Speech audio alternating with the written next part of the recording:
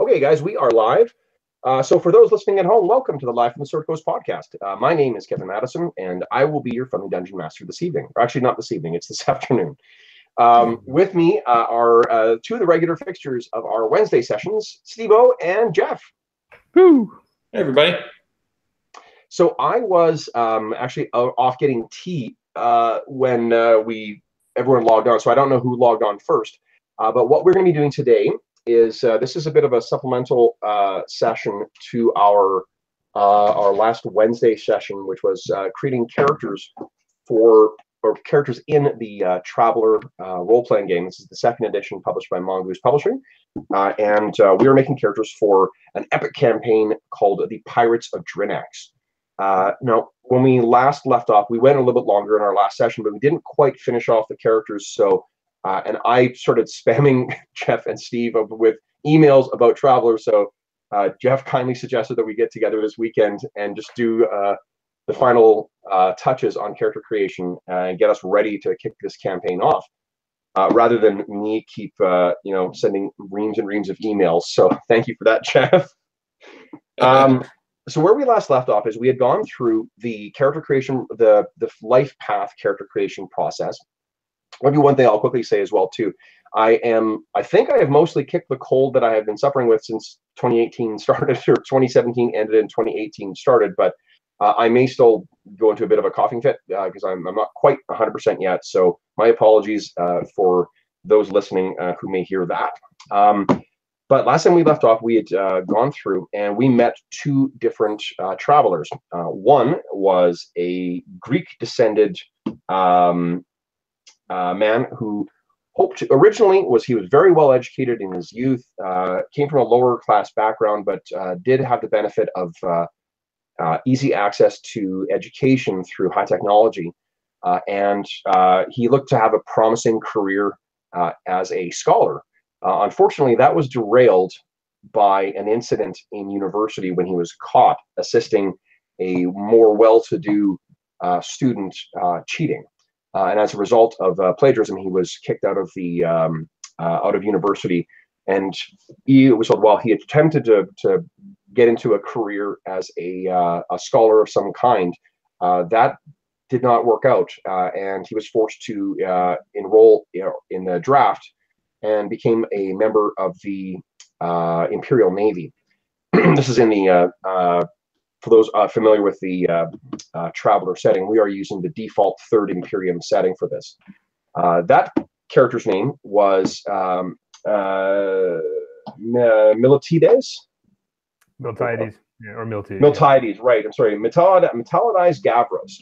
Unfortunately, so Miltiades proved to be a pretty exceptional naval enlistee, I guess, because he very quickly was promoted to an officer position and continued to advance in the years that he served in the Navy.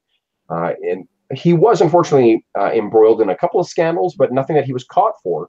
And he ended up retiring with full pension at 42 after a pretty serious incident. And we haven't decided what that is just yet, but we're going to talk about that today.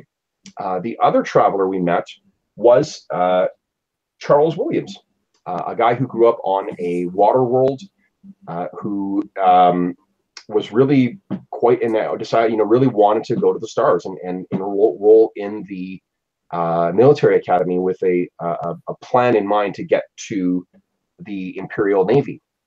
Unfortunately, as what often happens in life, things didn't quite work out. He was not able to get into the military, but he was determined to be leaving home, so he threw his lot in with the draft as well, and was drafted into the Scout Service.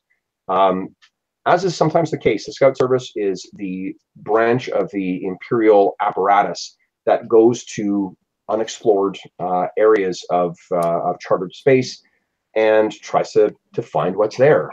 And unfortunately, something happened, and Charles did not know what it was, and he was found as the sole survivor, drifting along in his ship. Following that incident, for whatever reason, Charles decided to played a little safer and enrolled in the Merchant Marine, where he served for close to a decade. And during that time, unfortunately, he had another bad turn of luck, and he found himself bankrupt. He did also have in his early 20s, he had a fairly meaningful relationship with someone who he still keeps in touch with to this day. But the Merchant Marine, unfortunately, did not work out for him. He then threw his lot in with a group of pirates. And for several years, I believe, is 48 now. Is that right? Yeah. 46? I don't remember offhand. He now finds himself, he spent almost a decade serving with some pirates in the Trojan Reaches, in a region of space that borders between, or sort of lays between, two major empires, the Third Imperium and the Aslan Pirate.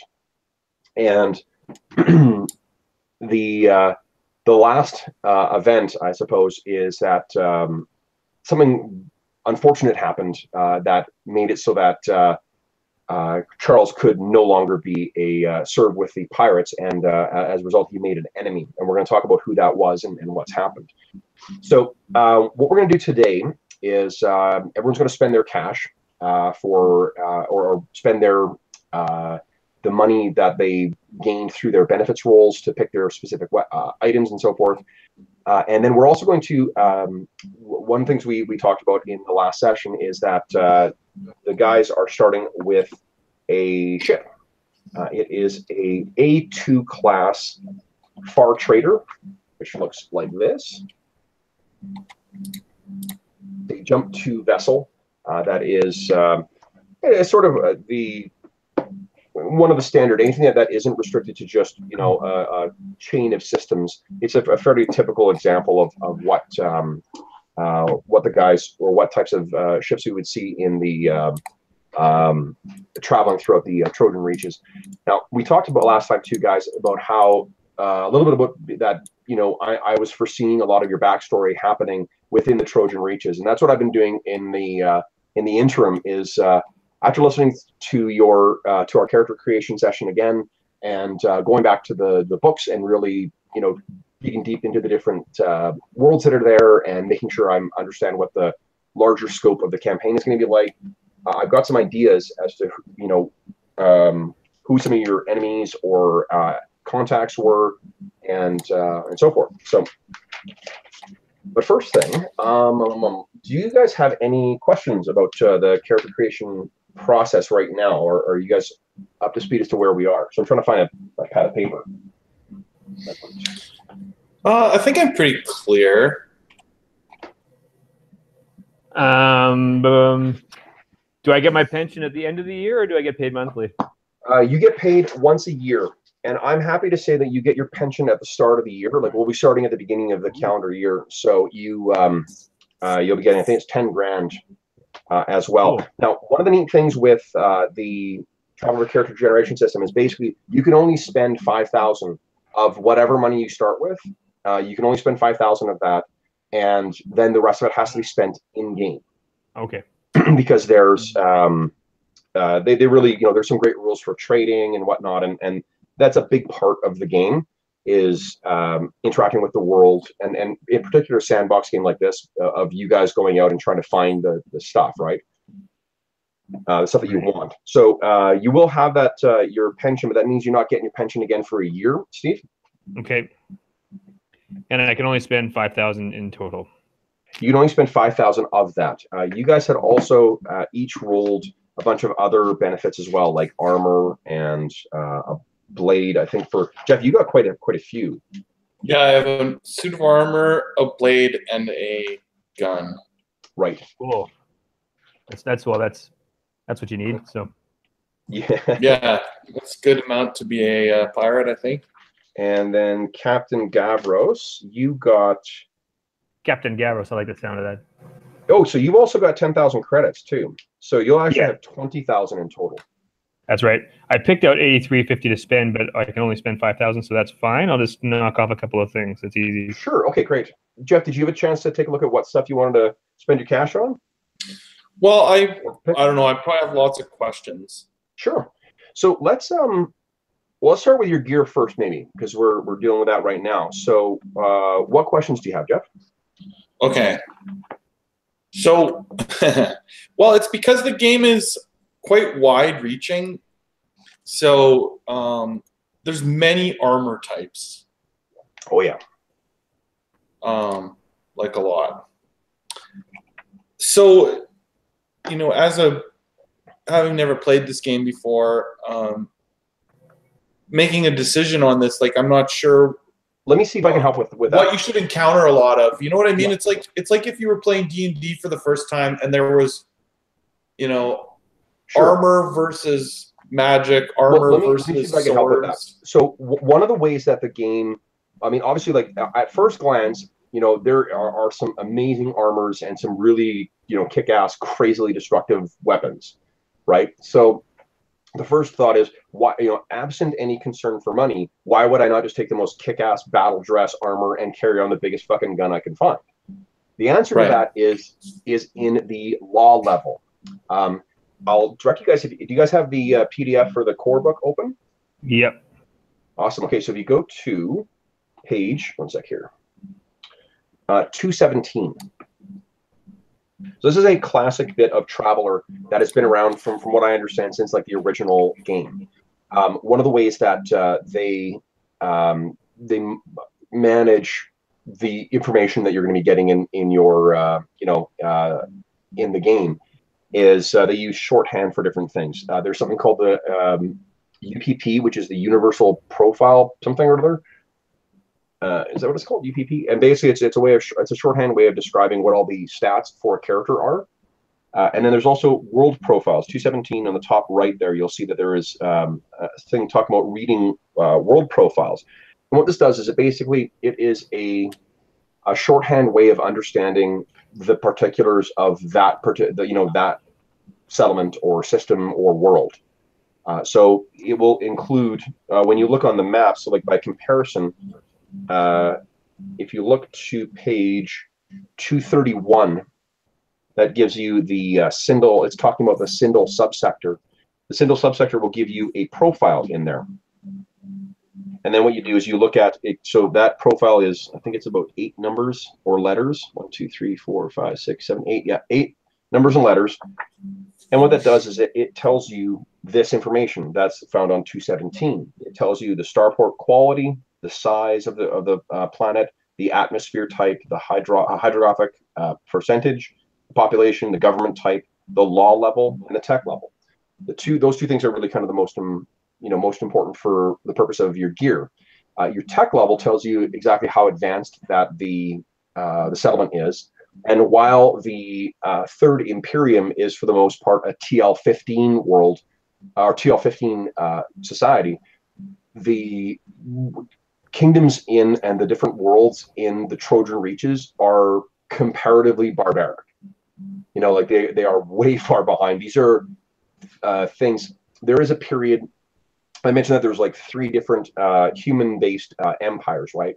The first Imperium, which was the Villani Empire, the second empire, which was the Soleimani Empire, which was founded after the humans basically from Terra kicked the hell out of the Villani and took over their empire.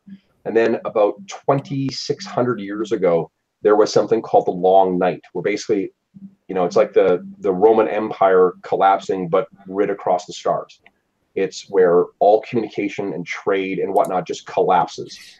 And during that period, that's the period during the Long Night, where all these colonies, without contact with outside, with the broader or the support, I should say, of the broader empire, they either disappeared altogether or collapsed or lost their technology base or whatever.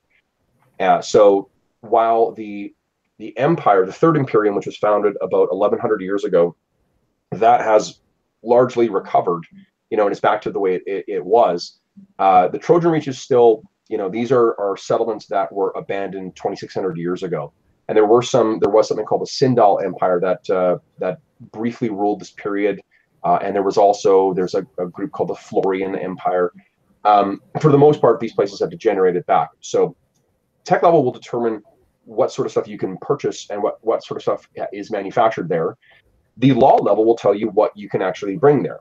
So, for instance, a lot of places, they won't let you bring anything that will breach a dome. If you've got any kind of projectile weapon or anything like that, that could potentially put the settlement at risk. That's an extremely serious offense. A lot of imperial settlements, you can't bring anything bigger than like a pistol or a saber. You're just, when you jump into system, you can have that shit on your craft, but you can't bring it on the space station. You can't bring, or the spaceport, which would be the place where you'd like to be refueling and maybe doing some trading, or the starport down on the planet either, because they just by controlling the gate, the entry, I guess, or the point of entry, it prevents you from bringing that shit down. When you are traveling to those more barbaric worlds, of course, there's going to be, I guess, there's the issue where they're not going to necessarily be, if there's no central authority, it's going to be a difficult way to enforce the law. And B, if the locals have like TL5, TL6 technology available, and you've got crazy, amazing, fucking battle armor and whatnot, well, who's going to take it away from you? Right. So largely the way that it is, that it's mitigated is by the law level. And I suppose also is what you're actually trying to do in the campaign. If we were playing a more combat focus, like something set during a war or something like that, then you're going to want to make sure you've got lots of great kick-ass weapons and stuff like that. But you guys are playing a sandbox campaign where you're going to play to the strengths of your characters to try and build an empire or rebuild an empire, or at least an alliance amongst a bunch of different worlds, and get rich from doing pirate stuff. So it depends. I mean, when you are trying to take over a starship, if you bring too weaponry that is just too fucking dangerous, like say man portable plasma guns, that potentially could blow holes in the hull, and then like really who wins there? So. Right. And I guess the final thing I'll say is that because this is a sandbox game, it's going to be whatever you want. Like, I mean, if you want to take around a bunch of heavy weapons and advanced armor and stuff like that, fucking do it. Like that's the way you're going to play your character, and the world will respond accordingly. Because it's a sandbox game, so the game is really going to be reacting. The world will react to however you act. But yeah, I don't know. Does that help in kind of figuring out your decisions? Yeah, I think that helps a bit. Mm. So then the second question is, it says I have armor that's worth up to $10,000. Yep. And tech level 12. Yep. So does that mean like I can take, I don't know, for example, the protect suit? Is that in the tech level 9? Which book is it in? Well, I'm looking in the supply catalog right now. Okay, yeah. It's page 14 of the supply catalog. So I see you guys were both looking at that. I was indeed. Okay, so sorry, which one? The protect suit? Yeah, that's cool. Maybe if we both take that, we'll look cool. Yeah, I like it. Yeah, I mean, like it's just basically armored, an armored suit. Yeah, but kind of an armored business suit. Yeah. So for those listening at home, this is what we were talking about: is the protect suit up here. This is just a piece of looks like normal clothes that just happens to have advanced technology fibers that provide a little extra protection. What's the maximum GP value you can have, Jeff? 10,000 credits. Okay, guys, let's make sure from the get-go credits. Credits. Because we're like that. Not gold pieces, right? Yeah, not gold pieces, not dollars. It's credits. So, Kev, does that mean that I can add $9,500 worth of modifications to this protect suit? If you could, yeah. I mean, in theory.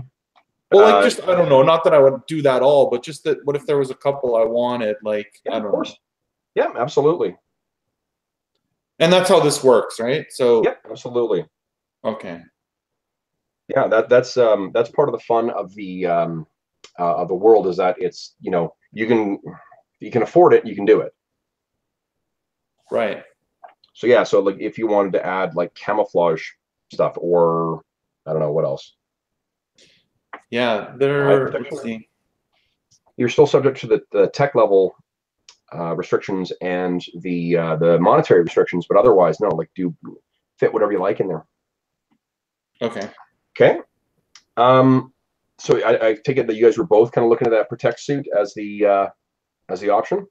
I was, because it was 500 credits. Is there really nothing else you would pick for 10,000 credits, Jeff? Well, I don't know, maybe, but there's big jumps in the armor. Right. Yeah. Like it goes from, stuff like that to crazy stuff. Right. Yeah. Or also things I wouldn't necessarily want to wear all the time. You can get some like Kev said, you heading into town, you're not necessarily going to wear your your battle armor. Yeah. One thing that does come with your starship, guys, is you will each there will be a number of vac suits. Oh, cool. On there already, just basic plain Jane off the shelf vac suits, and there will be a number of sabers as well, because that's just at each airlock. There's one or two vac suits, and then there are one or two sabers. The sabers are there to repel boarding parties, and the vac suits are there for if you want to go outside and do repairs or whatever, any kind of extravehicular, whatevers. Right.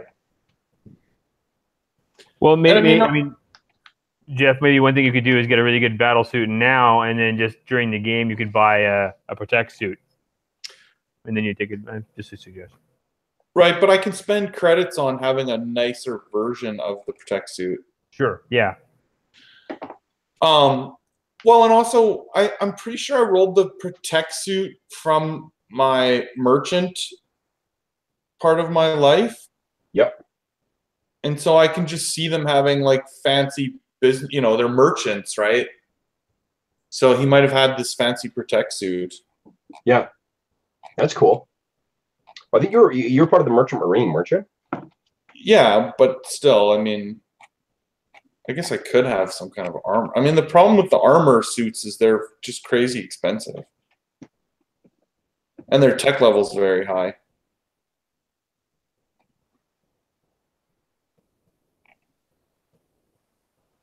I don't know.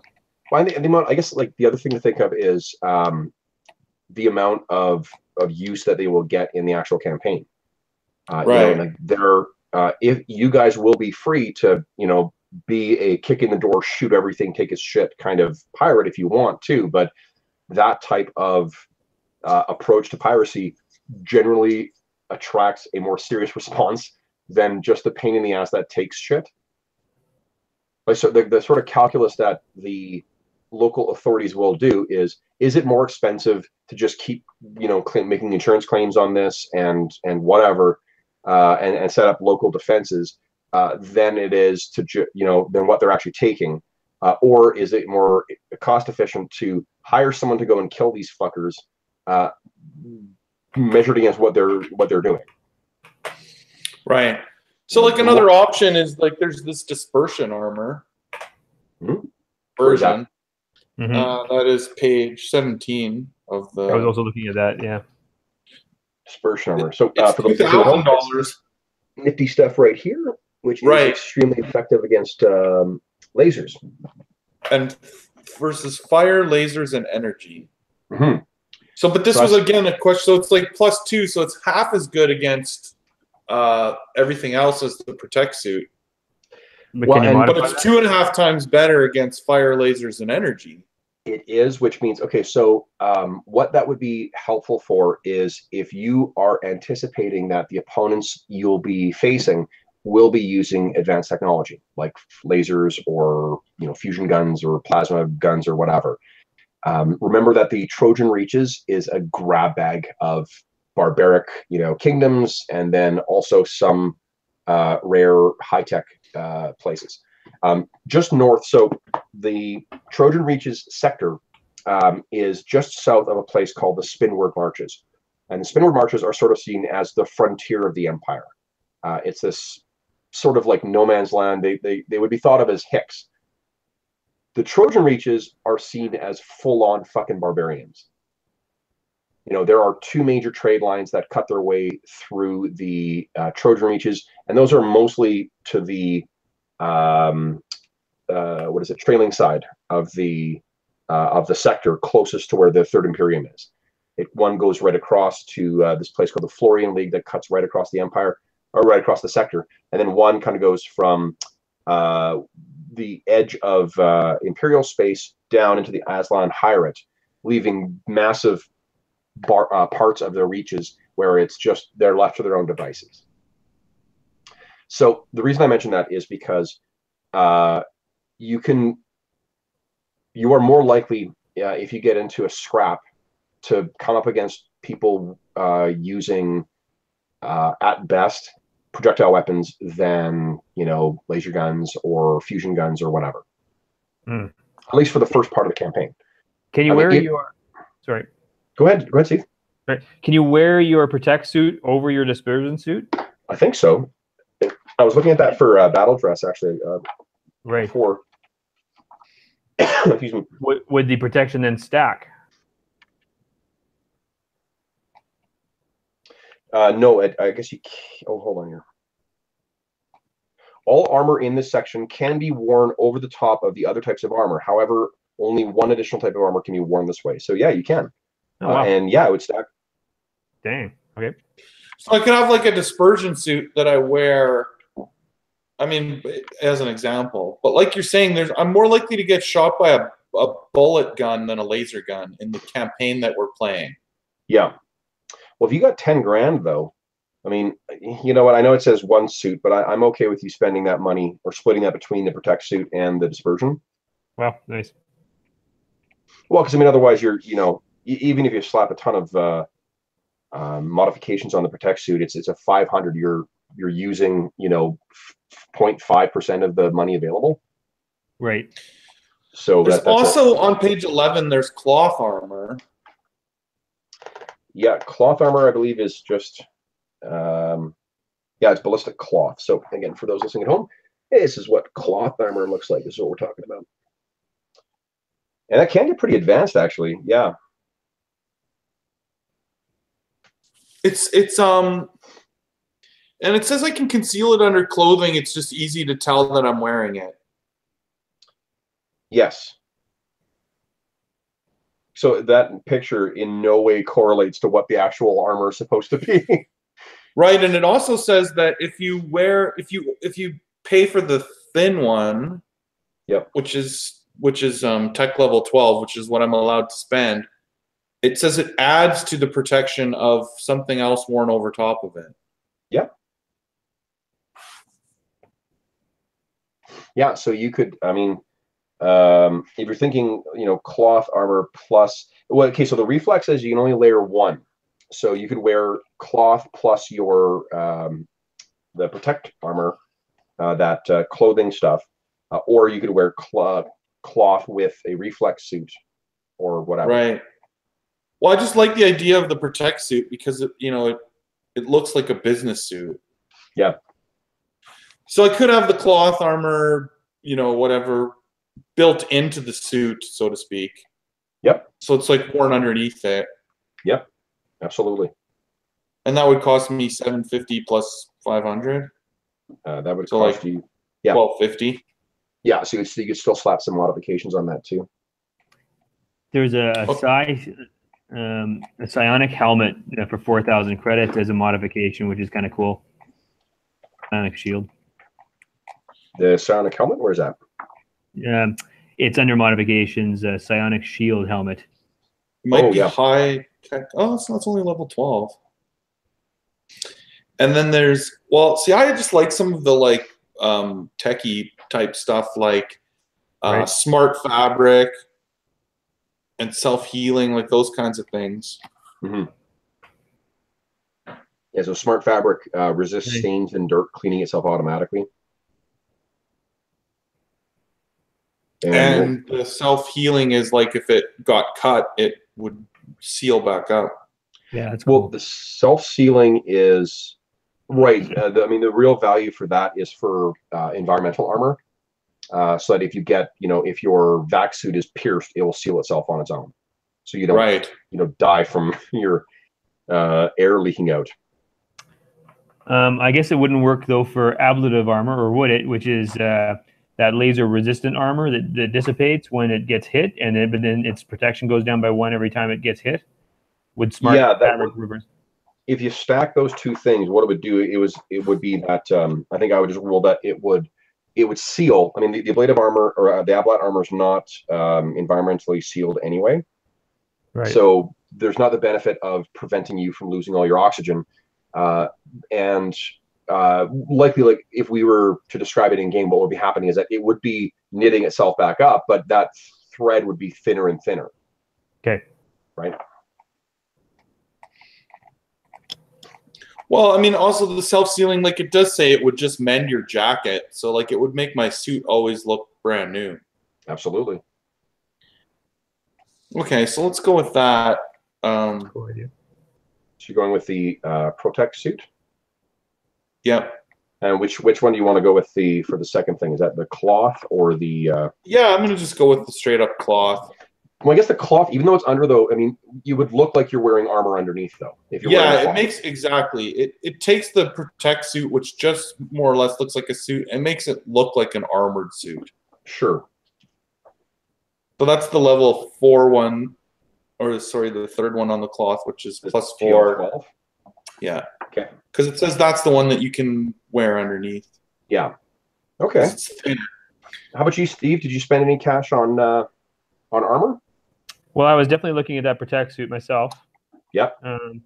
You can add mods later, can you, to your suits, or does later on? Absolutely. Yep. You just need to find someone. Like what you'd be doing is when you show up in game, you want to make sure you're at a place that has a sufficient tech level to be able to provide those services.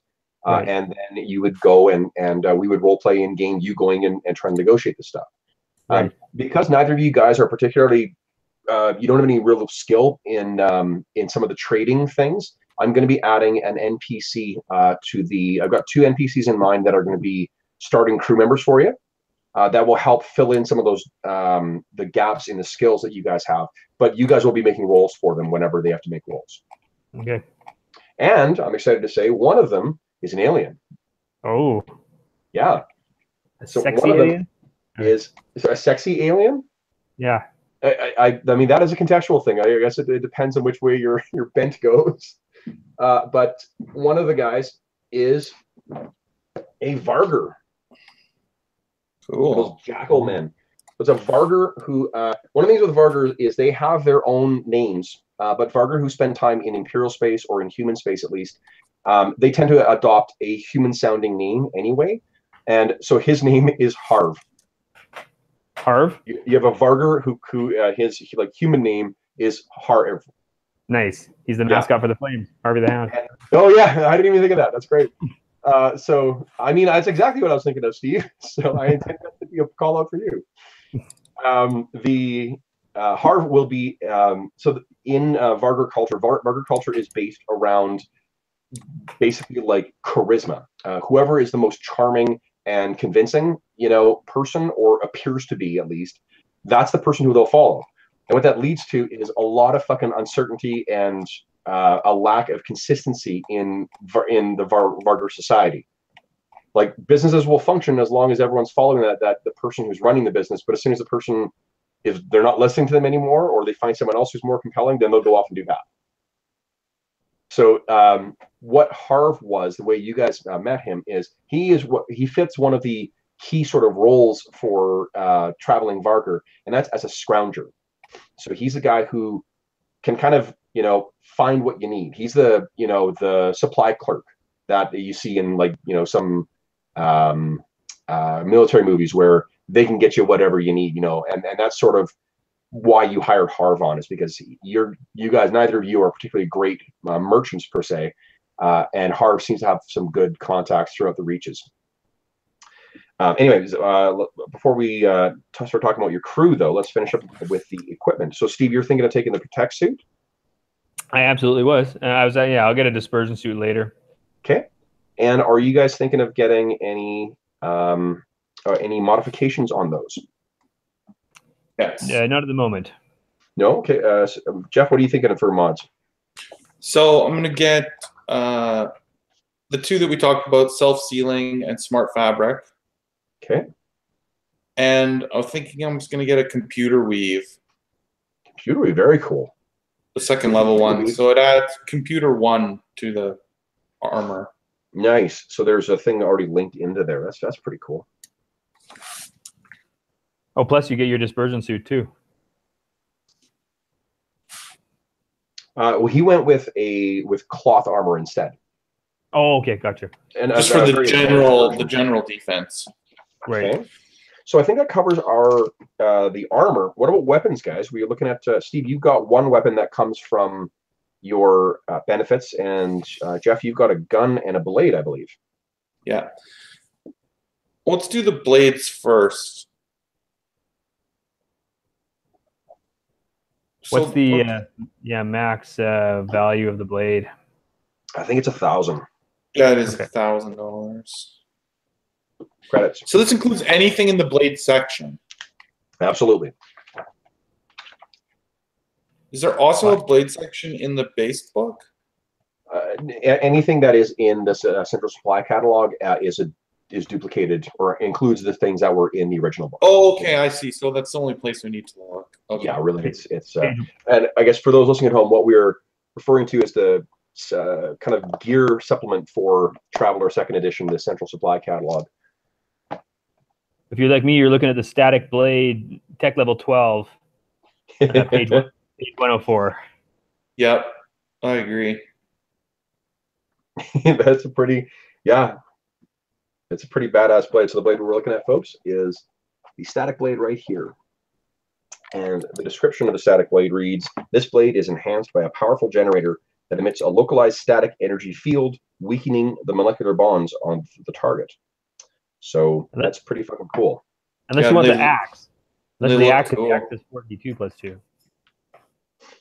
And it smashes things. Yeah, I just don't picture my guy as like a big bruiser. He's more of a... More finesse. Mm-hmm. Yeah, I had a character picked out. I just have to remember his name. Like an actor? Yeah, you asked us to choose someone. I did, yeah. I was actually looking. I was going to send sample pictures as well too, because I was doing specific searches for age-appropriate actors of the two ethnicities, the Greek actors and English actors. I'll be interested. I don't want to poison what you've got, so I'll be interested to see what you come up with. Anthony Quinn. Anthony Quinn. I was thinking like Terrence Stamp is who I was thinking. Oh, okay, very cool. Yeah, like a 40-year-old or 40, whatever it is. You're 46, aren't you? 48, right? 46. Yeah. You're 48. You're right. Yeah. 48-year-old Terrence Stamp. Cool. Well, he's been acting for a long time, so I'm sure there's pictures of him from every age. Absolutely. Yeah. Steve, did you have are you really thinking Anthony Quinn? No. Let's see. It's a good Greekish actor. Maybe let's go with Jean Reno. Why not? Jean Reno, okay. Okay. So I guess one thing I wanted to ask you too, Steve, does Captain Gavros, I guess, does he still refer to himself as captain? Well, he was commander. Or did he get to captain? He didn't. Remember, he washed out that last thing. Right. He didn't make it to. He made it to captain, but didn't make it beyond because he failed his survival role for that last mission. In professional situations, I guess he refers to himself as commander. Although he did, I mean, it's sort of, he had a bit of a discharge, so I don't know if that's appropriate. But no, it would. That's what I'm saying. Like he didn't get the advancement. Right. He was a commander. He got that far. He didn't get captain. I don't know why captain would be better than commander, but hold on. Are you sure about that? I was pretty sure. No, you're right. You're absolutely right. Commander. Yeah. I make pirates and stuff call me commander. Okay. But I don't use it with official, Okay. bureaucrats. Yeah, I really like the static blade. That's the one I'm going to go with as well. Static blade. Okay. So you guys are both taking the static blade? Yeah. I like it. We look like a team. We look like a team, and so maybe my contact hooks us up together because I'm looking for I need a job and I'm looking for a guy with a ship. I've actually got some ideas for that's going to tie you guys a little closer together throughout your life. All right. So because I've got specific ideas for your contacts and your allies to help set you guys up with the contacts you'll need throughout the campaign. Okay. Okay, so then Steve, so you pick static blade as your weapon. Right. Jeff, you still have a gun to pick. Whoops. Okay, I'm just typing static blade into the character sheet. Sure. Skill total. The TL12 one, right? Yeah. Traits, AP6. What does that mean? That's armor piercing 6. You ignore 6 points of armor. Okay. So it uses. So when I'm going across here, it's got skill total. So what do I use for that? Your character, let's see here, Charles. Your melee is a 1. Your dex dice modifier is a +1. So your total will be +2. Okay, and I put dexterity as the DM. That's right. Yeah. Okay. If Roll20 automatically calculates it, just put your skill level as 1.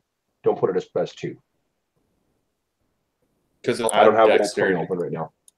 I'll try it after I type it in. Okay, and then it's Sure. So damage is 3d2 plus 2. Yes. Okay. Can I just type that in there? I don't know. I think that I might have to put 3d6 because that actually means. Wait, what does 3d2 mean? 3D. No, it's 3D plus 2 dice. Traveler only uses 6-sided dice, so it's 3d6 plus 2. Okay, so if I put that, yeah, 3d6 plus 2, and the TL is 12. Steve, do you have any? You've got about 5. Well, I mean, whatever the cost of the protect suit is, but you've got 5,000 plus less whatever the cost of the protect suit is to still spend. Did you have some other gear in mind you wanted to purchase? Oh yes. Oh yes, nice. I got the list here. Yeah. Okay. Okay, let's see here. Yeah. Whenever. Well, Jeff's taking a look at guns right now, so maybe let's go through some of your other gear. Sure. What else? So the gun I'm getting, we both got a weapon, is of course the advanced combat rifle. Well, aren't you picking your static blade as your weapon? I get both. I get both a melee weapon and another weapon. Did you get a melee weapon in your? Because of my training, didn't I? No. I mean, you got a skill in it, but you didn't get an actual weapon. Oh, in that case, I will take. Oh, shoot! In that case, I will take the advanced combat rifle. I think. Oh, okay. Instead of static blade. Sorry about that. Yeah. No, it's okay. I thought I got one of each. Assault rifle. Okay, or sorry, advanced combat rifle. Well, you can always buy one, right? Oh yeah. Yeah, I could do that. Well, I mean, one of the things I was going to buy was a field surgery kit, which is 1,000. Okay. But I don't know that I'll buy that if our ship comes with a field kit. Your ship does not. Okay. Well, hold on. Your ship does come with. What is it here? Shit. Just a medical kit, a regular small medical kit? Yeah, it wouldn't be a field surgery kit. It would just be like a regular med kit. Right.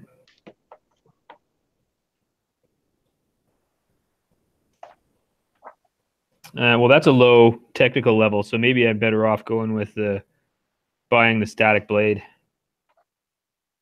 Which is the combat rifle? I'll buy the combat rifle costs 1,000, so I'll take that as my weapon. Okay. And then I'll buy I'll buy the static blade, which is 900. I'll skip the field surgery kit for now. Okay. Then I have a few other items.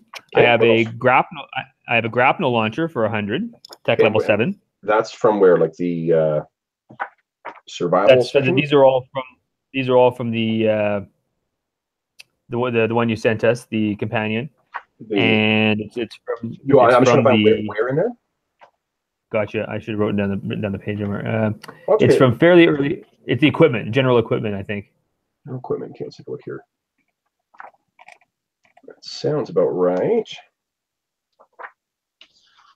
There's the grapnel launcher. Oop, That is correct. Yep. Grapnel and cable.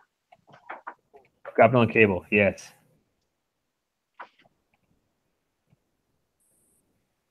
Yeah, okay, so that's only a TL2. Maybe there's an actual launcher as well. Yeah, there's a grapnel launcher for sure, yeah. Because that's what I thought. Like you sounded pretty certain that it was. Yeah, TL7 and it cost 100. No, where the heck is it? Let's see here. Grapnel launcher. You know what? There's the glossary is actually pretty good in this. Here we go. Mountains and cliffs. Mountains and cliffs. Grapnel launcher. Great. Okay. Yep. Okay. Sweet. And then from the electronics section, an audio visual bug for 200. Okay. AV bug. All right. I'm going to get the standard chronometer, tech level 7 for $10. 10 credits. Okay. A computer. Is it just to piss me off because they don't. Is the chronometer thing? Exactly. So Jeff, you may know this, but I used to go into anytime that we talked about sci-fi terms and stuff like that. I used to go into this little tear about chronometers because it's like it's so stupid in sci-fi settings when they call it a chronometer because like that's a more fucking complicated word than watch.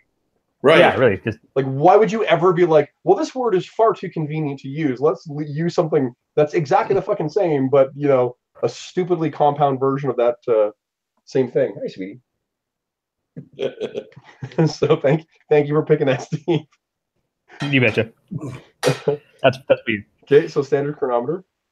What else? Okay, 10 credits. Then a computer brackets 1 for tech level 8 for 250 credits. Okay, so TL8 is about our tech level, I believe. So 8 is? Yeah, I think so. Okay, and then personal trainer for 2,000, tech level 8. It's some dude with frosted tips named Chet. That's the guy. That's the one. I'm bringing him wherever I go. That's good. Also known as the bullet sponge. Yes, exactly. Yes. Now stand in front of me. And what does the personal trainer do? It's page 69, and what it does is it adds +1 to all my checks to improve my skills and new knowledge levels. That is smart. That's like a $2,000 cost though. So how are we in terms of your money right now? Oh, we're barely. We're at that cost me 100. That's 500. 2,500. So I'm at 3,000. Okay, keep on going. And then plus the static blade, we're at 4,000. We've already got the tech suit. Next, we'll get my binoculars for 75. Okay. Tech level 3. Okay. And then a field survival kit, which is just called a field kit for 100. Survival kit for 100. Sweet. And then a stunner for 200. A stunner for 200. Okay. And a body pistol for 500, and that should make me right around 4,000 or 5,000. That works for me. All right, Jeff, have you picked your gun? Yeah, I was thinking about the assault shotgun. Ooh. Yeah. I figure if I'm using it, like ship to ship, like you're in ship combat, you're in somebody's ship, you don't need a sniper rifle or anything that shoots far. Yep. I can't afford any energy weapons, so. That's right. You are quite. I don't think you rolled a lot of credits or any credits in your character, did you? No, I didn't roll any credits, but I did get a gun worth up to $1,000. Yeah. Okay. So the assault shotgun is only $500. Nice. Do you want any mods on that, or any special ammo? So where would that be? Ammunition is on page 138 of the Central Supply Catalog. 138. And I think accessories are right after that. Sighting aids and accessories are right afterwards. Okay, let me just take a quick look. Yeah, there's some cool things there. Like obvious things like scopes or laser sights or whatever, but then there's things like personal heads-up display, which at TL11 become holographic. High-capacity magazine to increase the capacity. Well, I mean, it increases the number of bullets in your magazine. You can have secure locks on them too. There's your secure weapon, which basically, without your DNA scan or your iris scan, people can't use the weapon.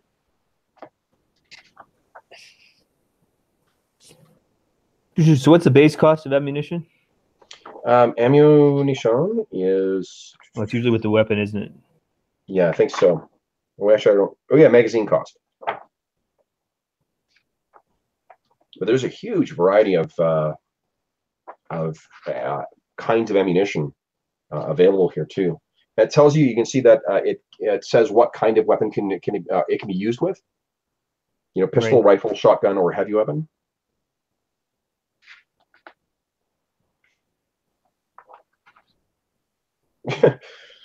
Yeah, you clearly get directed plasma rounds for your shotgun. Does ×3 armor piercing and +1 dice of damage. Oh my goodness. Wait, which one is that? Directed plasma on page 139. Oh, except they are TL16. No, TL16 is the rounds for pistols and rifles. It's TL15. Oh, it's TL15. Yeah, your max is 12, right? Yeah. Okay, never mind. So I can afford 4 mags, and then I'm actually tapped for cash. Okay, for which? For your advanced combat? Yeah, maybe I'll give me. Yeah, or maybe I'll just check and see if there's something I could buy that's a cool type of ammo. All right, most of them are too expensive.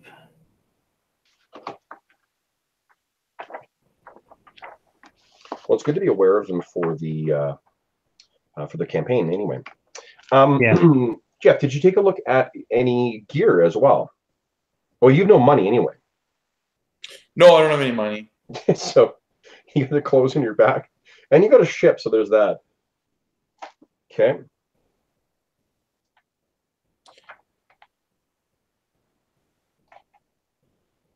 Weapon is an AP trade. What is AP? Oh, armor piercing. Armor piercing.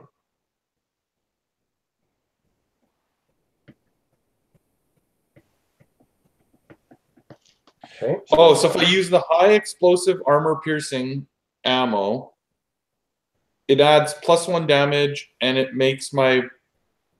gives it armor piercing of 4. Wow. And it takes 25% of your range away. Okay, so shorter. I mean, your shotgun's not exactly a long range weapon anyway.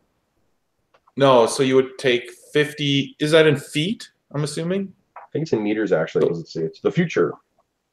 Oh, right, 50 meters. So 25% of 50 meters is 12 meters, basically. Yeah. Yeah. So. What kind was that? So it would only shoot 35 meters, basically, but it would do a hell of a lot of damage. No, so the way the ranges work in this is and I may have to double check this, but that is, I believe, the medium range, and then half of that is your short range, and then twice that is your long range, and beyond that is extreme.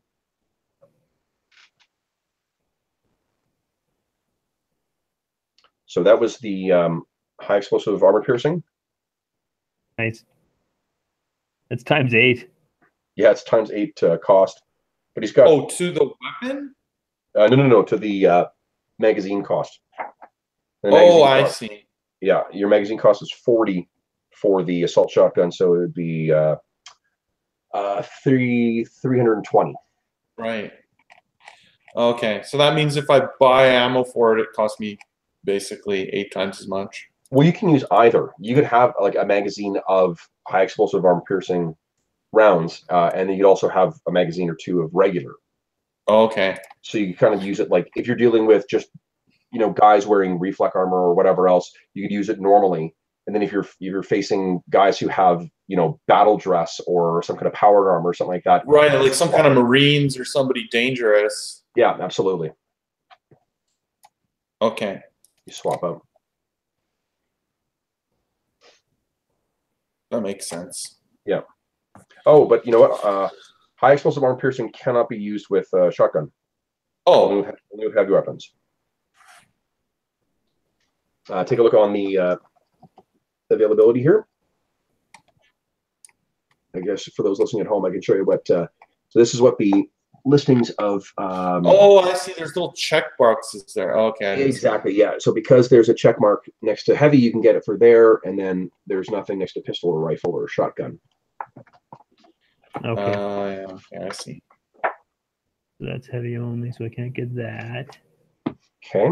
So are you saying that you would let us have one magazine of whatever we want because it comes with the weapon? That's not at all what I said. Darn. Okay. If you've got the money to do it, though, like if you could fit that within the 1,000 credit budget, then absolutely. Okay. Yeah. Okay, but I could use armor piercing. You could use armor piercing, yeah. You're right, because there's actually not that many options for the shotgun.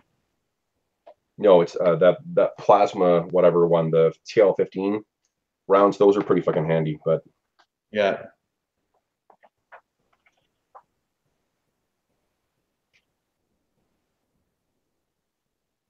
Yeah. Okay, so that sounds well. like Yeah. Oh, go ahead, Steve. Did you have something you wanted to? Because I think I was going to say, yeah. Your advanced combat rifle cost you 1,000 credits, though, right? That's right. So I was just going to spend. I have 160 credits left. I can buy a little ammo with it. Sure. On my and I will buy just 2 regular mags and then 1 mag of solid shot, which is armor piercing, basically. And which weapon is the solid shot for? For the rifle. For the rifle. Okay, cool. And solid shot can be purchased for a rifle? Yes, it can. Awesome. Awesome. Okay. All right.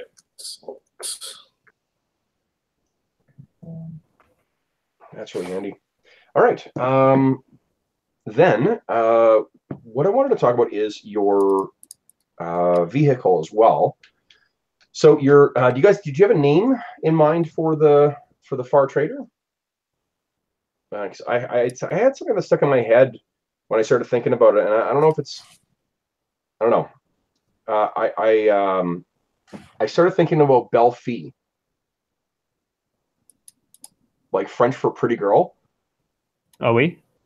Because it would just be for how, like, what do you call it? Oui. How blocky and egg shaped that ship is. I thought it would just be a cute name for the vessel. But if you guys have another name in mind or whatever, I have another suggestion for when you guys get the Drinaxian Harrier, but I'll save that for when that happens. Yeah, I don't mind that. Steve, what do you think, Belle Fille? The Belle Fille for the ship. That's a great name. It rolls off the tongue. Okay, cool. Then, so I mentioned Harv, and we'll deal with that sort of in game. One of the things I'm trying to do, guys, just so you're aware, is that for the first couple of adventures, I'm going to be trying to use. I don't want to just info dump on you guys, and I don't want you guys to necessarily have to go and read a shit ton of things just to learn about the universe. So I'm going to be using certain characters and certain sort of events in the first little bit to try and have you like learn about the universe in a more fun way rather than just me fucking talk and talk and talk. One of the things we'll be opening up is learning about Harv, and Harv is kind of going to be one of the ways that you guys will be encountering that, because as effective as Harv is as a scrounger, he is also a more than amateur scholar of conspiracy theories. So Harv will be sharing all sorts of really unusual ideas about how the world works, and whether that's actually true or not in the course of the campaign, you'll have to discover. But what he's telling you might be an accurate description of what's going on, or it might be completely fucking bullshit. So that's what Harv's role is going to be. I also thought that when we open the campaign, you guys will be arriving in the high port, or rather, at least you'll be arriving in the system for a world called Marduk. And Marduk, you can find it on page 232 of the core book. That's the map there, right at the rimward side. Oh yeah, one little bit. Do you guys both have the map up right now? The map. The map of the Sindal subsector. It's page 232 of the core book. 232. Oh, yeah. Okay. So for those listening at home, this is what the Sindal subsector map looks like. So I just want to give you guys some orientation on how these maps are read. So at the top, this is, because there's not north, south, and east, west, whatever else in space, what they do instead is they refer to coreward, as in closer to the galactic core, rimward, closer to the rim of the galaxy, spinward, and trailing. So spinward is the direction in which the galaxy rotates, and trailing is the way that it sort of is left behind. So up here, this is coreward. Coreward is always the top of the map. Rimward is at the bottom. Spinward is on the left side of the map, and trailing is over here. You'll get very familiar with this. I just want to make sure that because once we start using those as descriptors for how to read the maps, we'll just get used to doing that, and that's just yeah. So Marduk, you'll see on that map, is right at the rimward edge of the Sindal subsector, and that's where you guys will be arriving. And what you're going to be planning to do is meet someone that you know from before, and that's someone from Charles or Chucky's past. That is Amy Douglas. You may remember, Jeff, that Amy Douglas was Charles's girlfriend in his 20s. Yeah, when he was working at the merchant, with the merchant fleet. Yeah. Well, in the 20 years since you guys were together, she has gone on to work for something called the General Development Corporation, or more commonly known as GDCO. GDCO is basically the equivalent of a mega corporation in the Trojan Reaches. It is an Imperial-founded corporation. It has shareholders in the DNEB sector, which I believe is one trailing from the Trojan sector, and you've spoken to her on and off, but you have not really dealt with her in you haven't seen her, I think, probably in quite a few years. But given your turn of luck that you are no longer welcome among the Pirates of Thieves, then you are now having to try and make your way as a merchant, or as at least as a free merchant. So your vessel, Amy says she's got a job for you, but you guys are going to be showing up with a cargo hull, hopefully full of stuff as well. So I wanted to roll some random cargo for you guys, if you're okay with that. Your cargo capacity for the Far Trader is 64 tons. Now, let's just do this kind of randomly. So, here's what I need you guys to do is, Steve, why don't you roll me 1d6, and Jeff, you roll me 1d6. And we'll do the first one with Steve's number will be first. Right. I can't see Roll20 right now, guys, so you'll have to read it off for me. 1d6. Kaboom. Yes, please. Survey says, where is it? 6. Steve got 6. Yeah. You both got 6? No, I didn't roll yet. Oh, okay. Actually, that is true, though. We did both get 6. You did get a 6. Okay, so normally, guys, that would be something called exotics, which is exotic goods are outside the normal trade rules and cover such things as alien relics, prototype technology, unique plant or animal life, priceless treasures, and so forth. I don't want to deal with that for the purpose of this first trading thing. Okay. So I'm going to bump you back by 1, which is illegal weapons. Yeah. Oh yeah, so nice. This is it was available on Industrial and High Tech Worlds, so we'll talk about where that came from. Would you guys kindly give me, one of you, a D6 roll again? Let's see how many tons worth of cargo. Examples are weapons of mass destruction or naval weapons. Hey, nice. I was in the Navy, wasn't I? Yeah, absolutely. Yeah. I feel the plot sort of. Well, you roll it then. You're the shyster, man. Okay, this definitely has something to do with me. I have 6 again. Okay, is Roll20 broken? Oh my goodness. Yeah, really, I know. Shit. So you got That's 30 hilarious. tons of illegal weapons on board. I love How it. much? How much? 30 tons. Wow. I just, this was my retirement policy. I'm like, you know what? I've had enough of the Navy.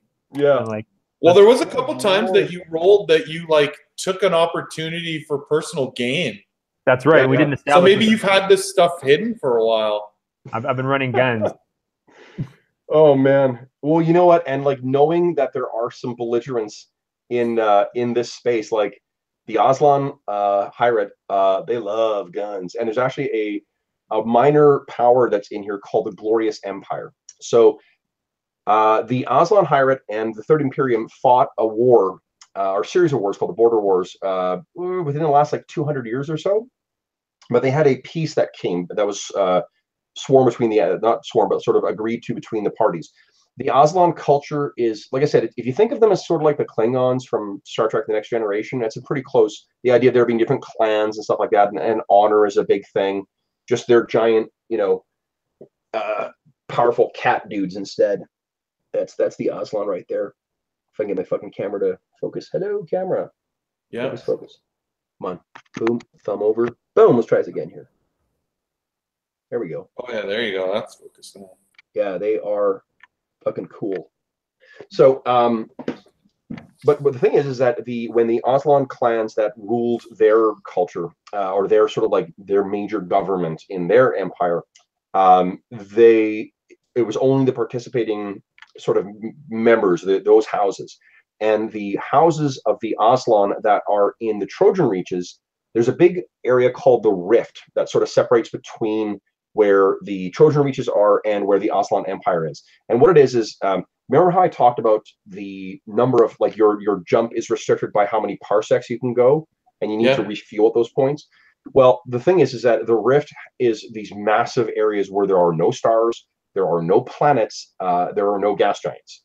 So you need to find sort of like places where you can jump with very powerful jump engines to be able to sort of cross that area. And it took them years and years and years to be able to do that.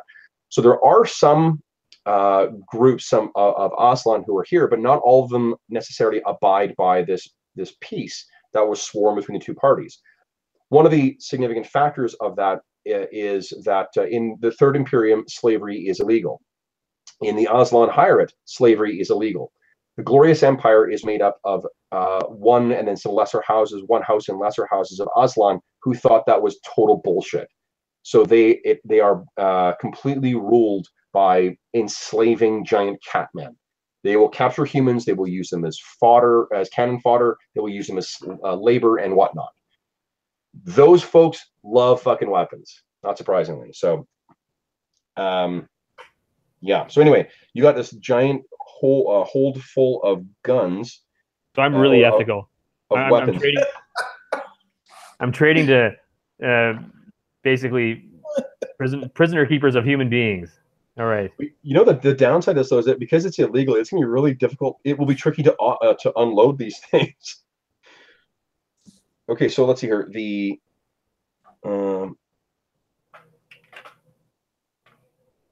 Sorry, we've got the price listed here, and I don't know if the price is. Let's see, I don't know. I'm not sure if the base price is for all the weight. Let's see here.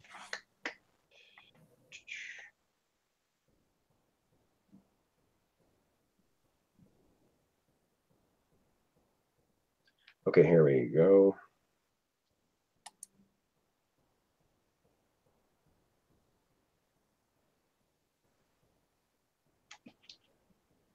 So, guys, I mean, I'll figure out what the actual dollar credit value of the stuff is, but what I would like you to roll. This is a really, gosh, this is a pretty sketchy. No, it's a pretty valuable. By comparison, so like common industrial goods has a base price of 10,000 credits. Right. Illegal weapons have a base price of 150,000 credits. So That's some pretty good amount. Okay, so what I'd like you to do is, I will sort out the purchase price for this stuff in between, or maybe we can. We'll do it now. Okay, so Harv has a broker skill of 2, and let's see here. Where would you have purchased this? Just give me a 2d6 roll, please. 2d6 roll for me? Yes, please. Either of you guys. Your turn. Go for it, Steve. Oh, you want me to do it? Okay. 2d6. Which tab? You got every browser open, so. Yeah, me too. Thanks. 2d6. Bam. 10. 10. Nice. Okay, great. So the purchase price is actually only 80% of the base value. Yeah, well, that's what you get for trading in the black market. No, but that's beneficial for you guys, because when you when you go to sell it, you only paid 80% of the base price. The selling, the amount that you get for selling it will be calculated on that base price as well. So, for instance, if you had rolled the same amount, you would have sold it for, absent any other modifiers, you would have sold it for 105% of the cost. So what that means is basically you're like turning a 25% extra profit on top of whatever, because you bought it for cheap. That's how I do business. Okay, so that's you still have 34 tons. So let's roll again, guys. This time I'll swap it. Jeff, your number will go first, and Steve, yours will be second. So give me each of you give me a d6 roll. Each give a d6. Oh, I rolled a 1. I rolled a 4. Nice. 14. Common raw materials. This will be such like metal, plastics, chemicals, and other base materials. Each of you give me another d6 roll. Oh, fuck. You may not be able to. 3 for me. And I got a 4. So that's 7. So that's, oh God, that's 140 tons worth of stuff, which is way more than you can fit in your hull. So I'm going to say 34 tons of common raw materials. What can our ship carry? How much? Up to 64. Okay. Okay. So common raw materials. So that is, yeah. And then just give me another. Who rolled last to the 2d6? I did. You did for Harv. So Steve, give me a roll for Harv. Give me it's 2d6 plus 2. 2d6 plus 2 for Harv. Coming up, Kaplow, 13. 13. Is that including the plus 2? Yeah. Yes, it is. Okay. Wow, that's great. So you purchased that for 75% of the base cost. Jeez. Can we please say that I abused my position with the Navy to do this? Oh, absolutely. No, I love what you said. That's a great fucking story thing. And I love this is okay. This is one of the things where what I anticipate is going to be so fucking great about this sandbox campaign is like we would never have planned that you got this cargo hold full of fucking weapons of mass destruction. Oh man, illegal weapons. That is so fucking great. Okay, cool. So we know what's in the cargo hold of the Belfi. You know about Harv. The way that the Far Trader needs to be crewed, it recommends. Let's see here. A pilot, an astrogator, an engineer, a medic, and a steward. So setting aside the steward, I'm assuming you're not going to be necessarily taking on, high. So I guess here, one of the ways you can make money as a traveler is by transporting people back and forth. And depending on the level of amenities that you're offering to them, that will dictate how much you can charge. That's high passage, basic passage, low passage, and then there's you can see on the map for your ship for the Free Trader on page 169 of the core book, there are a bunch of what are called low berths. What those are is basically like cryogenically freezing someone. The reason you need a medic on board is if you're making use of that, because you need to make a medic check every time someone's unfrozen to make sure they're not, dead. Right. So am I the medic? Well, you are trained in medic, aren't you? Yep. Well, so do we need a separate person for each of these roles? You don't necessarily, but if you don't have them, so there's no weapons on your ship, so you don't need to worry about like having a gunner or anything like that. Right. If I you can fill the role of the mechanic.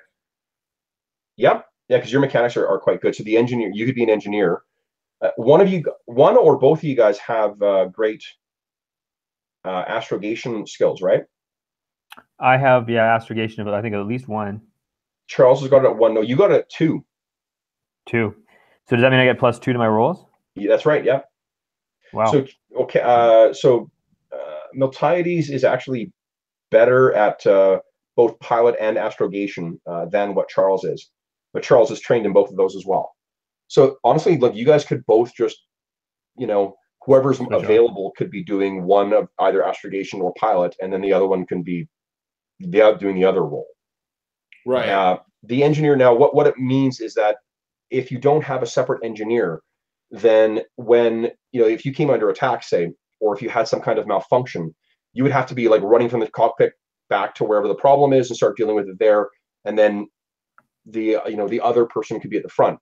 Now that happens. Like you could run a ship that way. It's just not the most efficient way to run it. So what if we hire a pilot, Steve? We could do that, sure. Or which would you rather do, astrogation or piloting? I mean, my astrogation is better, so I'd rather do astrogation. Okay. Actually, you could probably be the doctor and the astrogation guy. Steve, sure. I have your astrogation and your pilot both at 2. Oh, okay. There you go. That's not too bad. And I can choose one, whichever you prefer. Sure. Well, I guess piloting is kind of I guess they're all important, aren't they? I guess we don't need a pilot if we've got both of us doing that.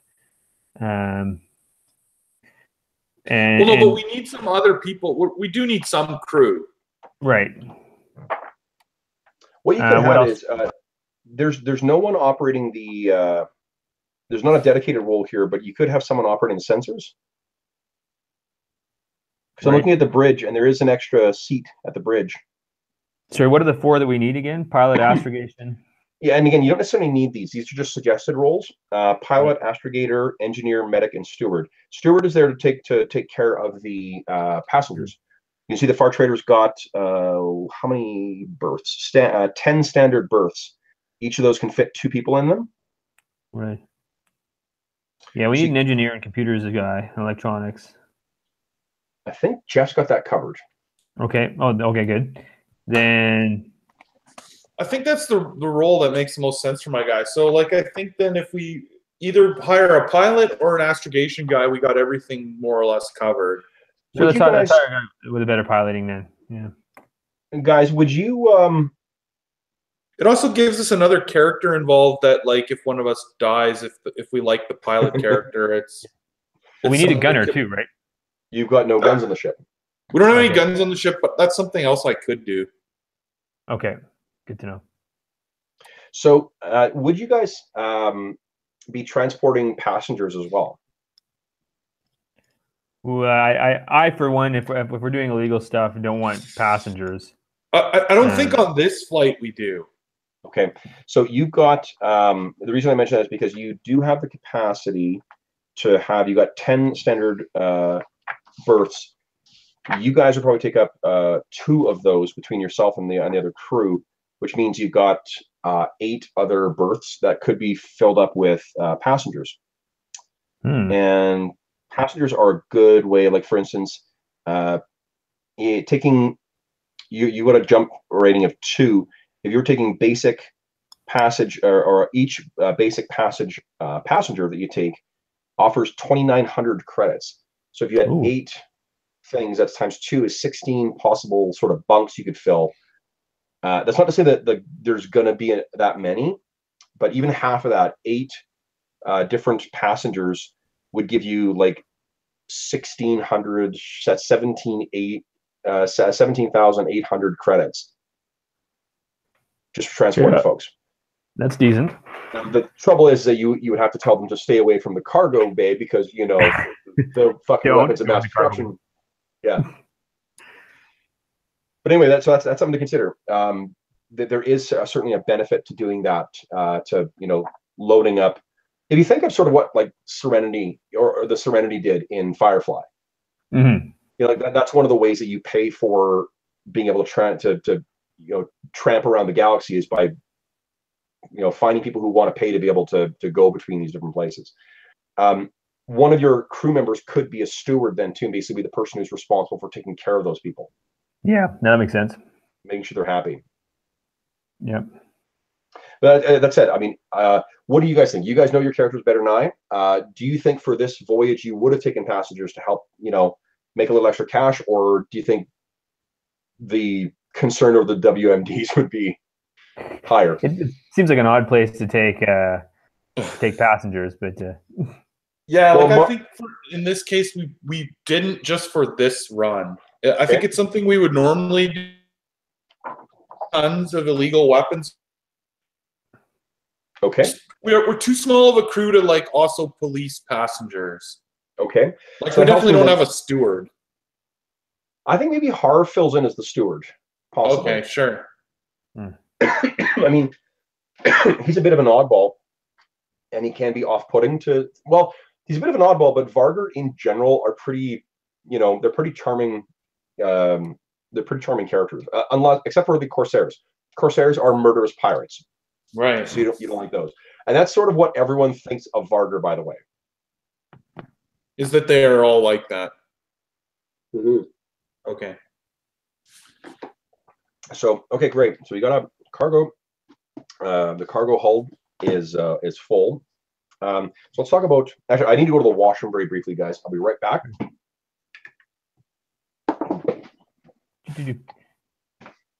So it could be that in order that I get my pension. I mean, I was never caught doing anything in the Navy, but one of the ships under my command went missing with a bunch of guns on it.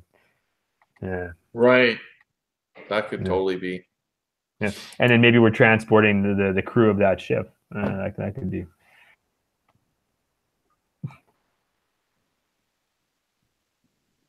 Yeah.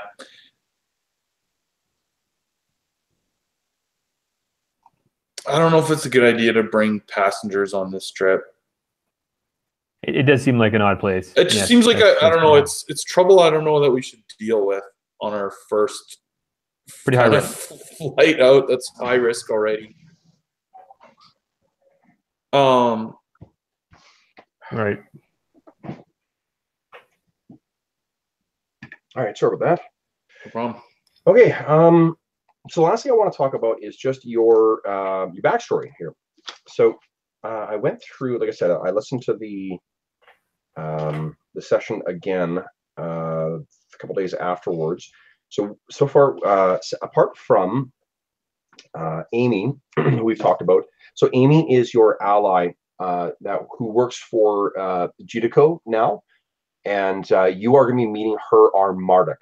She says that she has a job for you. That there's something that will something beyond just like hauling cargo. Because I'm picturing that your guys are both working as merchants, like traveling stuff or moving stuff around, but you're also you work as troubleshooters if possible. You guys do have some pretty good skills for that. So now, excuse me.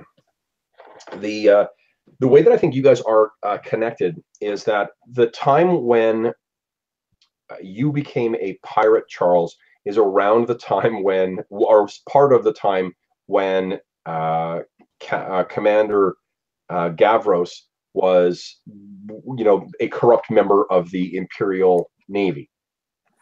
So I think that what happened is that you guys have had dealings with each other through the pirate the pirate captain that you worked for. So after you became bankrupt, you eventually found yourself on a planet, not necessarily you were there and then like looking for work, but you found yourself on a planet called Thiev, Theev. Thiev is a kind of secret pirate base, and in the capital, a city called Black Sand, there are a number of lords of Black Sand who are sort of secretive types, but really everyone recognizes that they are pirates. One of those is a guy named Captain Darrican. and Derekin is the guy that you worked for. So you worked successfully for him for a number of years as part of his fleet. And for some reason, Derekin seemed to have just an awful lot of luck when it came to the Third Imperium's Navy. There are two sort of bases, one major base out of the Pax Rulin sector, which is really to the almost the coreward most sector or subsector in the Trojan Reaches. There's this massive military base there, and from there he seemed to be able to know when the Third Imperium Navy or the Imperial Navy was going to be patrolling certain sectors or so forth. And one of the contacts for that, he also seemed to be able to know when there were convoys coming that did not have Imperial protection. Part of that came from a contact that Derekin had named Commander Gavros. So that's one of the things that you were passing along there, Steve-O, is you were passing along information about the about the caravans, basically, that did not have Imperial protection. Because you are a corrupt man. Now, there is something that happened, though, just at the end of your pirate career. You did something where Derekin told you, you're done, you're gone. If I see you on Thieves again, you're dead. Yikes. What do you think you did? Because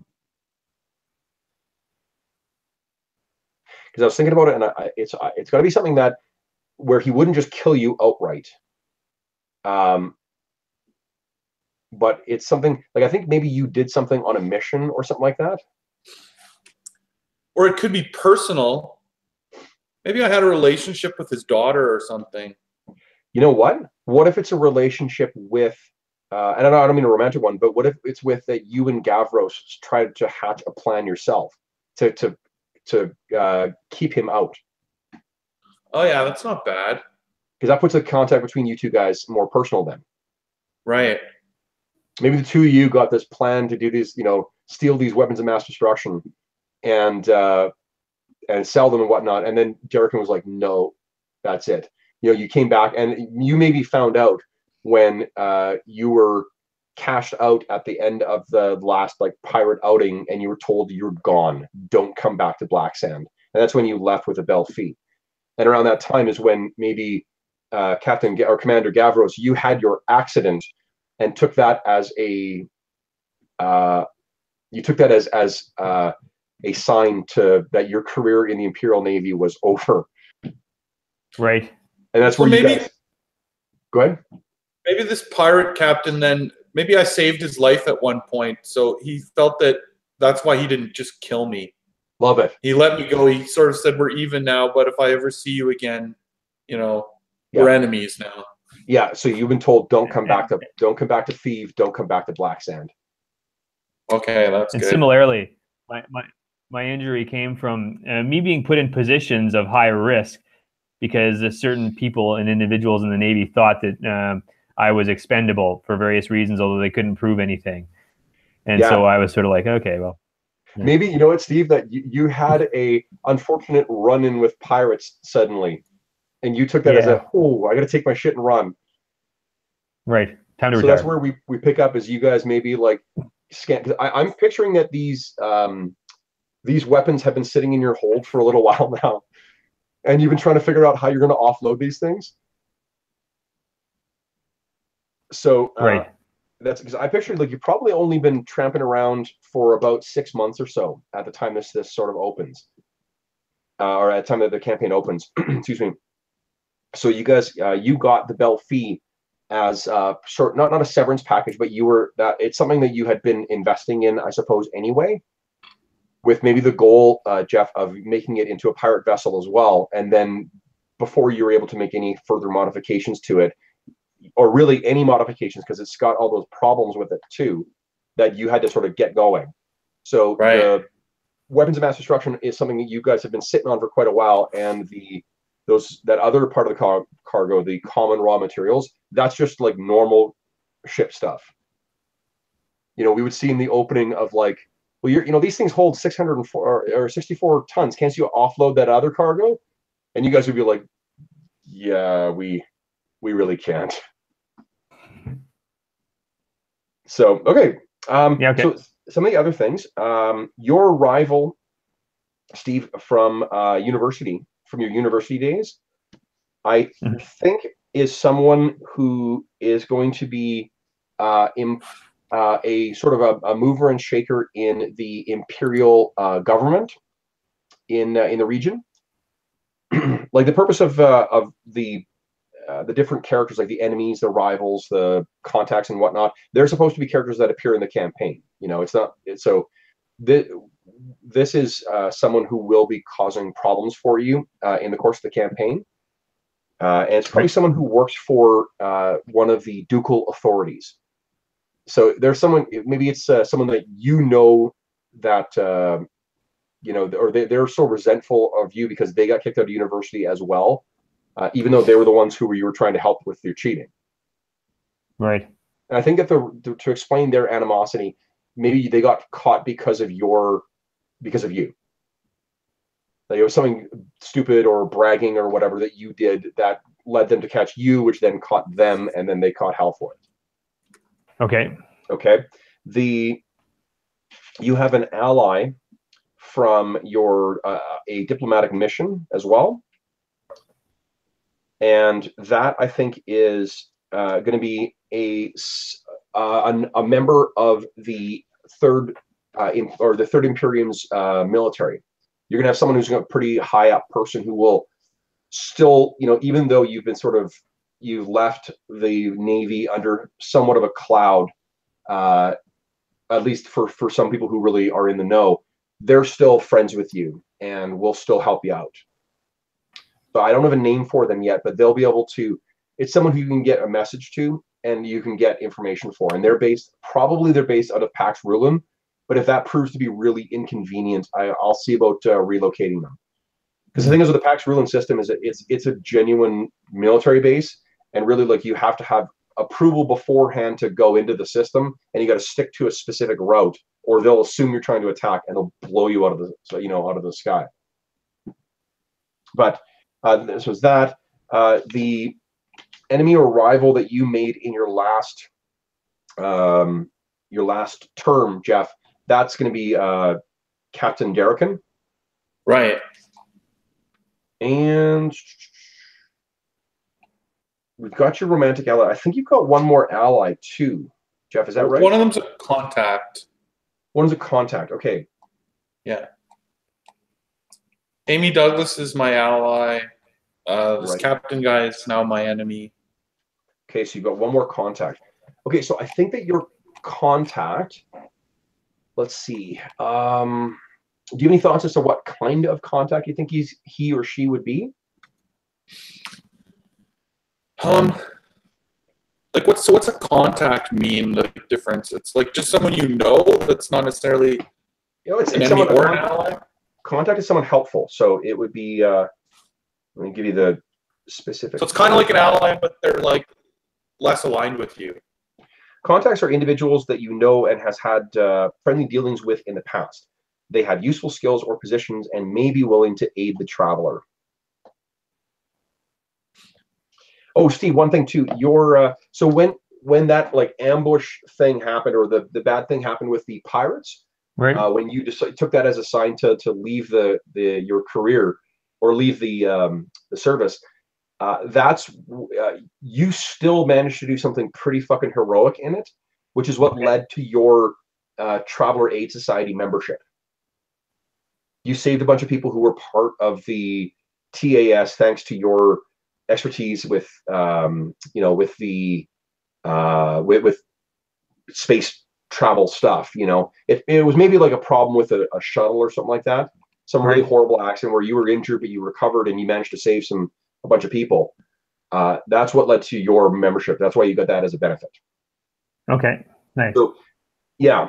So I'm not complete garbage. You're not complete garbage, no. So I'm thinking, Kev, for this contact, it could be someone from the company that I worked for so many years. the company you work for was the Imperial cargo hauler. So yeah, that could be it. It could be someone who basically deals with the shipping and whatever else. Right. Yeah, cool. I'll flesh that out a bit.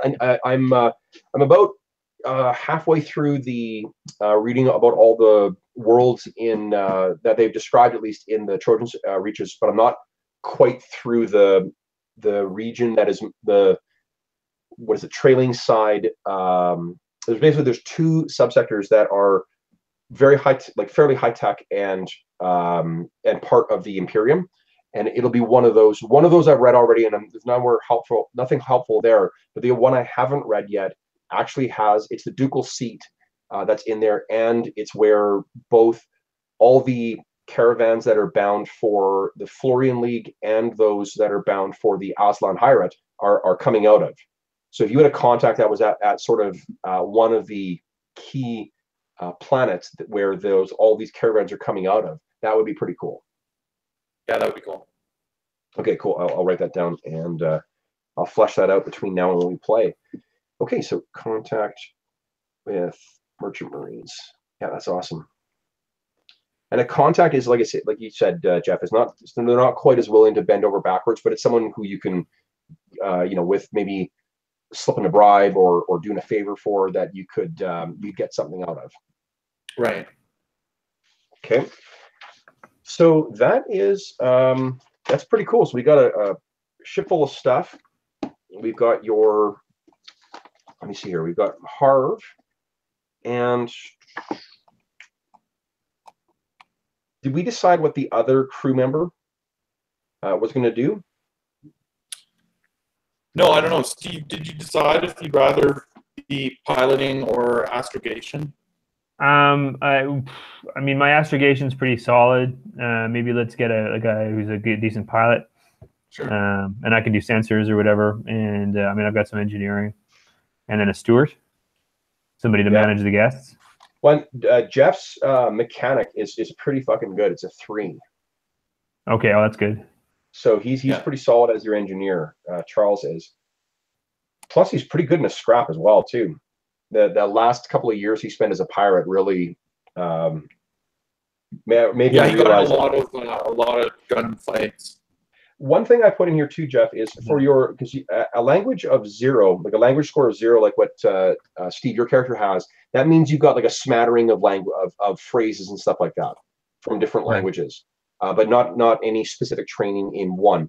Jeff, you had 1 in languages, so what I chose for you, and you're free to change this, is Trok, which is the Aslan language. That cool. Is probably, I thought that would be pretty helpful because there are Aslan traders. Like, one of the reasons why there isn't a war right now between the Aslan, or why they're not just like fucking annihilating everywhere in the Trojan Reach and just grabbing it as territory, is because the trade with the Third Imperium is very, very valuable right now. Right. So in the course of traveling, traipsing back and forth across the Trojan Reaches, you've managed to get a functional, and it's a tricky language for humans to speak, but you can now speak and understand the Aslan language. What else did I pick for you guys that wasn't?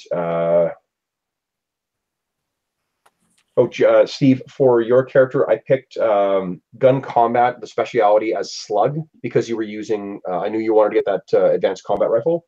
Right. But for yours, I've got your gun combat, Jeff. Yours is listed. I put down slug or energy because I wasn't sure what. It sounds like now slug is going to be the more appropriate one. Yeah, I think so. Okay, so I'll make a change. Okay, so then the last thing I want to ask you guys about is your.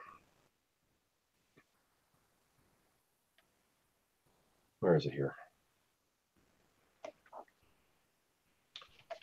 Why are you traveling?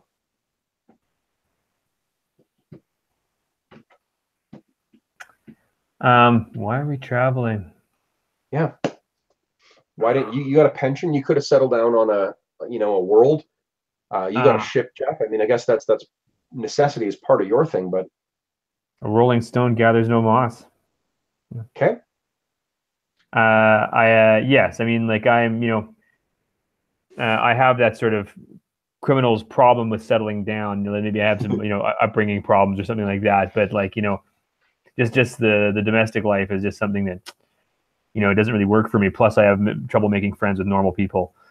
I'm just sort of I'm just one of those guys who's just always thinking about, I'd spent my entire life thinking about naval things, warfare, and then, scores. And it's just, now that I'm 40 years old, it's like changing my mind. The two things I wanted to actually ask you guys about too was your childhood interests. Steve, your character has a pretty diverse bunch of academic type skills that he picked up in his childhood, but then really never pursued afterwards. Do his other things like trying to think specifics here, administration, engineering, science. Does he? Are any of those things that he's pursuing in his post-retirement phase, or are those were childhood dalliances that once he got into his career he left behind? Yeah, I mean, I think he's starting off. I think that he had maybe something like a bit of borderline personality disorder or something like that, and then he finally found sort of the lifestyle that kind of suited him a little bit, which is the life of a bit of a brigand. Okay. And all that other stuff was, he's a talented guy. And so he just had a lot of interest growing up, but he never sort of stuck with anything because they never sort of spoke to him. Why do you think that he made that turn? Why did he abuse his position so quickly? Because he did it when he was a enlisted man, and he did it when he was an officer as well. The opportunity presented itself, and he didn't see a reason not. He didn't have the moral scruples. As soon as there was an opportunity to abuse his position, he was like, "Hey, okay, I can abuse my position." Jeff, am I right in thinking that you picked as one of the skills? You mentioned you took seafaring at 0 because he grew up around the sea. Am I right in thinking that that's probably something like that he thinks about quite, like when he has quiet moments and whatever? Absolutely. I think he wants to return to his home planet. And, it's like the typical dream, right? He wants to come back and just buy his own fancy ship and, live his retirement age on the planet on some kind of equivalent of a space yacht or whatever he would have, right? Like, yeah. So. And that's, I imagine that's something that long-term dream and whatever, and like the experience of that when he was a child, that's something he discussed with Amy, right? Yeah. When they were dating. Okay, that's perfect. Well, and I think he was working towards that in sort of the merchant fleet, and then he had that, the whole bankruptcy thing, and it just ruined his dream basically, and he lost all of the savings that he had been building up, and so. Maybe sort of out of frustration at that is why he joined the Pirates to like, fine, if I can't earn this, I'm going to steal it, Yeah. Okay, cool. So he wasn't necessarily, sociopathic and joining the Pirates because he wanted blood. It's just like I couldn't earn this, honestly. So fuck it. I'll earn it the only way you can in the Trojan Reaches. Right. And then he sort of saw that like, only the captain was getting rich and everyone else, it was just like the merchant military, which is why he sort of, hatched this plan with Miltiades to make his own money, sell his own weapons. So that's awesome. Okay, cool. Okay, great. Well, guys, I think that we're good to go here. I need to update some stuff in Roll20 maybe, but otherwise we're good to go here. Steve, do you know how much money you have left over as well? Oh yes, I've got about $15,000, and that's if I buy a little bit more ammunition. 15,000 credits. Yeah, I do actually have about another 100 to spend, which I would spend on ammunition, I think. Okay. Okay. Great. Yeah. Well then, so we are. I think these travelers are ready to hit the stars. Then that's fucking great. So this Wednesday is character creation for Blood and Bone. Excuse me, but the week afterwards is when we kick off this campaign, and oh man, I'm super pumped for this game. I've read through now the all the sort of like guidepost adventures for the campaign, and it's so fucking fun. It's going to be such a great time, and even the first adventure too. Like sometimes with these types of campaigns, you need to do like a framing story sort of thing to set things in motion. And sometimes those aren't an awful lot of fun, but I think this is going to be the exception to that. This is going to be fucking super cool. So awesome. All right, guys. Yeah, not so oh, gee. I'm just going to send you a message here on Skype about the rest of my ammo. Oh, sure. Yeah. Let me, I'll write that down before we go. Well, maybe what I'll do is we can end the broadcast here, and then I'll copy that stuff down before we go. So for those listening at home, thanks so much for joining us for this second part, or the finale to our character creation session. We hope that you found this enjoyable and maybe helped you figure out or see how this process goes with the Traveler role-playing game. As always, if you have any comments, questions, or concerns regarding this the session or the game, please don't hesitate to leave a comment in the comment section below, and I will endeavor to respond in a timely fashion. Otherwise, we will look forward to seeing you again, hopefully, in about a week and a half time, where we'll be kicking off the Pirates of Drinax mega campaign. So thanks very much, and we hope to see you again soon.